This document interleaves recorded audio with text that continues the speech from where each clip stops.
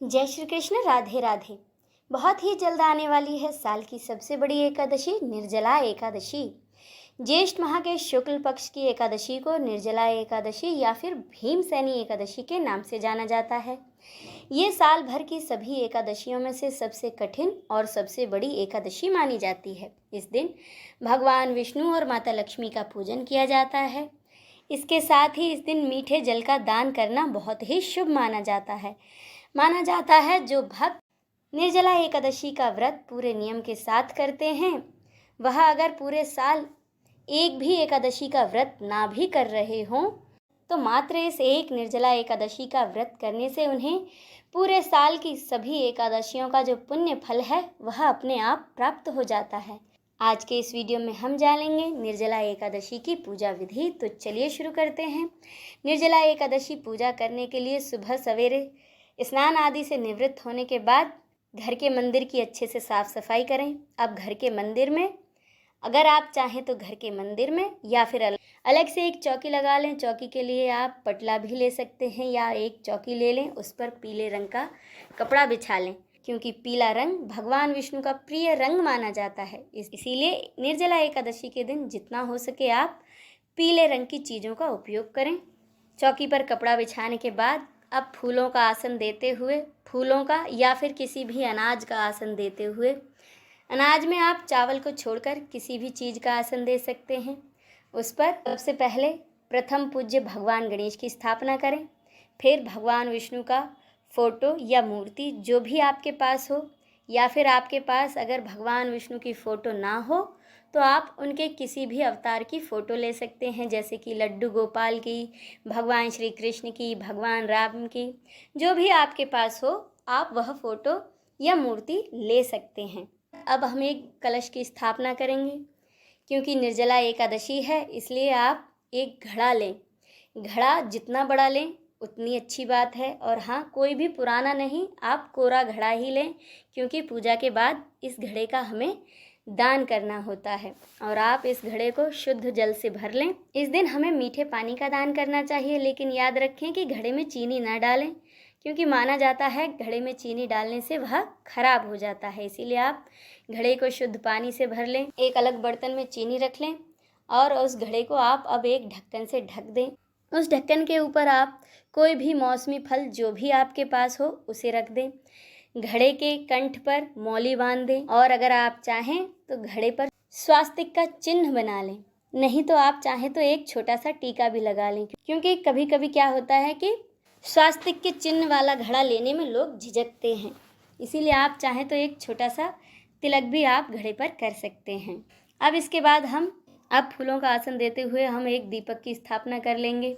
अब एक पात्र में गंगा जल लेकर एक फूल की सहायता से आप स्नान की भावना से सभी फ़ोटो, अगर आपके पास फ़ोटो हैं तो उन पर फूल से गंगा जल छिड़क दें और एक साफ़ कपड़े से उन्हें पोंछ दें। और अगर आपके पास गणेश जी की और भगवान विष्णु की मूर्ति है तो आप उन्हें पंचामृत और जल से स्नान कराएं। इसके बाद उन्हें वस्त्र अर्पित करें। सबसे पहले गणेश जी को वस्त्र अर्पित करें। अगर आपके पास वस्त्र अर्पित करने के लिए नहीं है तो आप वस्त्र की भावना से कलावा या जनेऊ भी उन्हें अर्पित कर सकते हैं। इसके बाद गणेश जी का तिलक करें। तिलक चंदन या कुमकुम आप किसी से भी कर सकते हैं। इसके बाद हम भगवान विष्णु को तिलक करेंगे। जहाँ तक हो सके तिलक पीले चंदन का ही करें, या फिर अगर आपके पास पीला चंदन नहीं है तो आप कुमकुम से भी भगवान का तिलक कर सकते हैं। अब भगवान विष्णु को वस्त्र अर्पित करें। वस्त्र नहीं है तो वस्त्र की भावना से कलावा या फिर जनेऊ अर्पित करें। निर्जला एकादशी, जैसे कि इसके नाम से ही जाहिर है कि यह व्रत बिना पानी के रखा जाता है। खाना तो इसमें दूर की बात है, इसमें तो पानी की एक बूंद तक भी आप मुंह में नहीं डाल सकते, वरना आपका व्रत खंडित हो सकता है। यह एकादशी साल के सबसे गर्म महीने में आती है, जब मानव शरीर को सबसे ज़्यादा पानी की ज़रूरत होती है। तब इसका व्रत करना किसी तपस्या से कम नहीं माना जाता। तिलक करने के बाद आप भगवान विष्णु को पीले फूल अर्पित करें, उन्हें भोग लगाएं। भोग ऋतु फलों का लगाएं। एकादशी व्रत में हमेशा फलाहार का ही भोग लगाना चाहिए। और यह निर्जला एकादशी सबसे गर्म महीने में आती है, तो इस दिन जल के दान के साथ साथ आप हाथ के पंखे का भी दान कर सकते हैं, जूते का दान कर सकते हैं, छाते का दान कर सकते हैं, आप कपड़ों का दान कर सकते हैं। अगर आपके पास कपड़े ना हों तो आप कम से कम एक गमछा तो किसी को दान अवश्य करें। आप अन्न का दान कर सकते हैं, चावल को छोड़कर आप किसी भी अन्न का दान कर सकते हैं, क्योंकि एकादशी व्रत में चावल का प्रयोग नहीं किया जाता है। दान में दक्षिणा अवश्य रख लें। और हाँ, भगवान विष्णु को जो भी भोग आप लगाएं उसमें तुलसी दल अवश्य शामिल करें, क्योंकि माना जाता है कि बिना तुलसी दल के भगवान विष्णु भोग स्वीकार। लेकिन याद रखें कि एकादशी तिथि पर तुलसी पत्र नहीं तोड़े जाते, इसीलिए आप दशमी तिथि पर ही तुलसी पत्र तोड़कर रख लें। अब सीधे हाथ में फूल लेकर एकादशी व्रत कथा पढ़ें या फिर सुने, और कथा संपन्न होने के बाद वह फूल हम इस जल के लोटे में डाल देंगे और इस लोटे में जो जल है उससे सूर्यदेव को अर्घ दे देंगे और इसके बाद भगवान की आरती करें। इस प्रकार आरती संपन्न करने के बाद हाथ जोड़कर भगवान से पूजा में रही कमियों के लिए क्षमा याचना करें। साथ ही भगवान से प्रार्थना करें कि अपना आशीर्वाद सदा हम पर और हमारे परिवार पर बनाए रखें। तो इस तरह से निर्जला एकादशी का पूजन किया जाता है।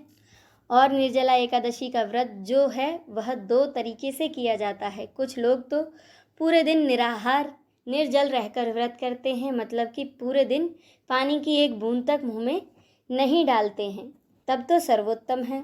वैसे तो निर्जला एकादशी का व्रत निर्जल ही किया जाता है, लेकिन आपका स्वास्थ्य अगर ठीक नहीं है और आप पूरे दिन निर्जल नहीं रह सकते तो आप इसी तरह से भगवान विष्णु का पूजन करें और फिर पूजा के बाद शाम के समय मीठे जल का दान करने के बाद आप नींबू पानी या आम का शरबत पी सकते हैं, या सिर्फ पानी में थोड़ी सी चीनी मिलाकर भी आप पी सकते हैं।